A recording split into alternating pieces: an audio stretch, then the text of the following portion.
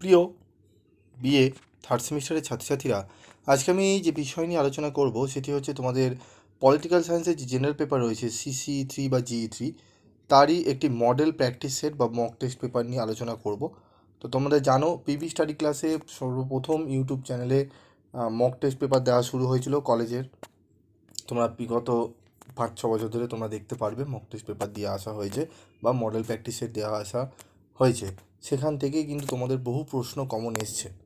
তো এবারেও আমি মডেল প্র্যাকটিস সেট বা মক টেস্ট পেপার তোমাদের জন্য তৈরি করেছি।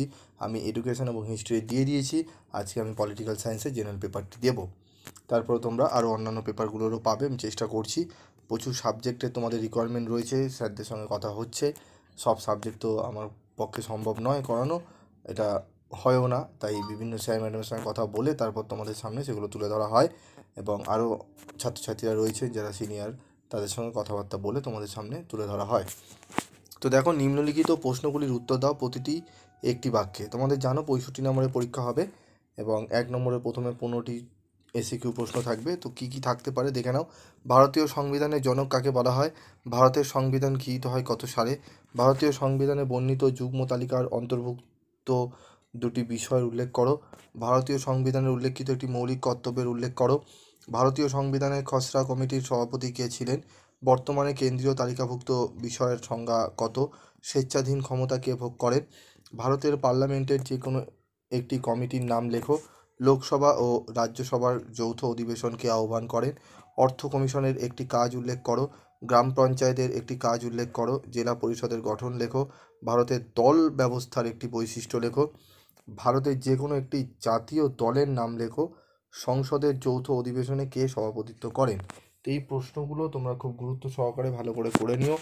এবং আমি তোমাদের 30টি মতো লাস্ট মিনিটের প্রশ্নের কোশ্চেন অ্যান্সার আমি দিয়ে দেবো, সেগুলো একটু দেখে নিও। তো এই প্রশ্নগুলো দেখো, এবার চলে আসবো আমরা বড় প্রশ্নে। তো ভিডিওটি স্কিপ না করে দেখতে থাকো। তো দেখো, মডেল 1 থেকে আমাদের যে কোনো একটি প্রশ্নের উত্তর দাও 100 শব্দের মধ্যে। 10 নম্বরে একটি দেখো, ভারতের কমিটি ব্যবস্থার ওপর একটি টিকা লেখো। ভারতের সংবিধানের 14 নম্বর ধারাটি আলোচনা করো। ভারতের কেন্দ্র ও রাজ্যের আইনগত সম্পর্কটি আলোচনা করো। আমি এখানে 3টি করে দিয়েছি, তবে তোমাদের 2টির মধ্যে একটি করতে হবে। আমি 3টি দিয়েছি, এই 3টি ভালো করে তোমরা করে নেবে, রিস্ক না নিয়ে তোমরা এই 3টি করে নিও। যে কোনো একটি প্রশ্নের উত্তর দাও 500 শব্দের মধ্যে। 15x1। ভারতের প্রধানমন্ত্রীর ক্ষমতা ও পদমর্যাদা আলোচনা করো। ভারতের কেন্দ্র ও রাজ্যের মধ্যে শাসনতান্ত্রিক ক্ষমতার বন্টনের ওপর একটি সংক্ষিপ্ত টিকা লেখো। ভারতের সংবিধানে সংরক্ষিত সাম্যের অধিকারটি আলোচনা করো। এই 3টি এখান থেকেও পড়ে নেবে তোমরা। চলে আসবো মডেল 2 থেকে। যে কোনো একটি প্রশ্নের উত্তর দাও। ভারতে আঞ্চলিকতাবাদের উদ্ভবের কারণগুলি উল্লেখ করো। ভারতের নির্বাচন কমিশনের কার্যাবলী আলোচনা করো। এই দুটি অবশ্যই ভালো করে পড়ে নেবে। ভারতের স্থানীয় শাসন ব্যবস্থায় গ্রাম পঞ্চায়েতের ভূমিকা আলোচনা করো। এই 3টি প্রশ্ন ভালো করে করে নেবে, 3টির মধ্যে একটি প্রশ্ন বাদ দেবে না। 3 থেকে 9টি হলো 12টি প্রশ্ন তোমাদের কিন্তু করে যেতেই হবে যদি 100% প্রশ্ন কমন পেতে চাও।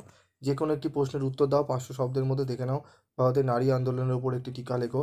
জোট রাজনীতি বলতে কী বোঝো? ভারতের জোট রাজনীতির বিকাশ ও ভবিষ্যৎ আলোচনা করো। 1970-এর দশক থেকে ভারতের পরিবেশ আন্দোলনের ওপর একটি টিকা লেখো। এই 3টি প্রশ্ন খুব গুরুত্ব সহকারে তোমরা ভালো করে করে নেবে, ঠিক আছে? তো এই মডেল পেপারটি তোমরা ভালো করে প্র্যাকটিস করো। আমি পরবর্তী ভিডিওতে তোমাদের আর যে সাবজেক্টগুলো তোমাদের লাগবে সেগুলো কমেন্ট বক্সে লিখে জানিও। আমি চেষ্টা করব সেগুলো তোমাদের সামনে তুলে ধরার। আজকের মতো এটুকুই, দেখা হচ্ছে পরবর্তী ভিডিও ক্লাসে। সকলে ভালো থেকো, সুস্থ থেকো।